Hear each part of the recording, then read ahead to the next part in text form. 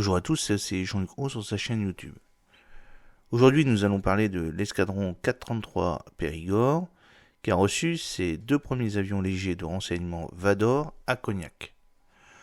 Depuis le retrait de ces 2 Transal C-160G Gabriel en mai 2022, l'escadron électronique aéroporté 154 Dunkerque ne disposait plus que de 2 avions légers de surveillance et de renseignement ASLR Vador pour vecteur aéroporté de désignation d'observation et de reconnaissance pour effectuer ses missions.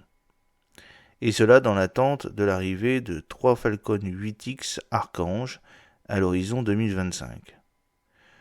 Cela étant, et selon la loi de programmation militaire LPM 2019-2025, il était question de doter l'armée de l'air et de l'espace de 8 Vador, ces appareils devront alors être mis en œuvre par la 33e escadre de surveillance, de reconnaissance et d'attaque, ESRA, depuis la base aérienne 709 de Cognac, Chambaud-Bernard. Seulement la MPL 2024-2030, récemment promulguée, a changé en partie ce plan.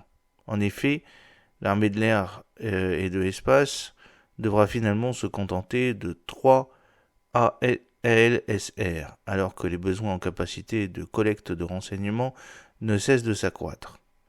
Le cas échéant, il fera recours à la location d'appareils supplémentaires. Cependant, le projet de faire cohabiter les Vador avec les drones MQ-9 Reaper de la 33e ESRA a été confirmé.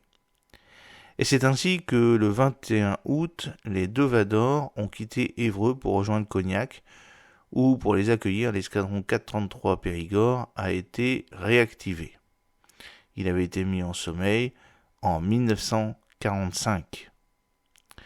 L'objectif de ce transfert à Cognac est de créer un pôle renseignement en temps réel, favorisant ainsi la synergie et le partage d'expériences avec les équipages de drone Reaper de la 33e ESRA, explique l'armée de l'air et de l'espace, et d'ajouter le renseignement à des fins d'action, connaît donc une réelle montée en puissance sur la base aérienne 709 de Cognac, qui devient le centre névralgique de la mission renseignement en temps réel de l'armée de l'air et de l'espace de l'armée française.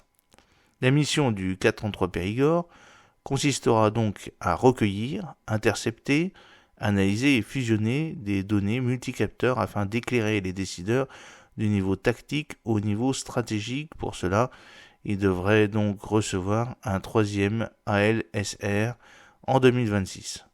Pour rappel, les Vador sont en passe d'être équipés d'un système électro-optique aéroporté Euroflir 410D fourni par Safran, lequel leur permet de détecter et d'identifier les menaces à plusieurs dizaines de kilomètres. En outre, ils ont également une capacité à intercepter les signaux électromagnétiques ROEM.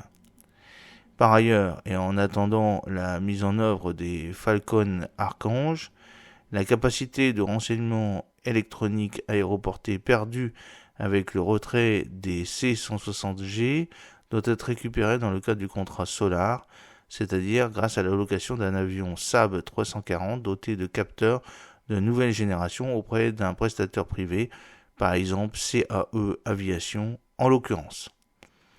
J'espère que cette petite vidéo vous a plu.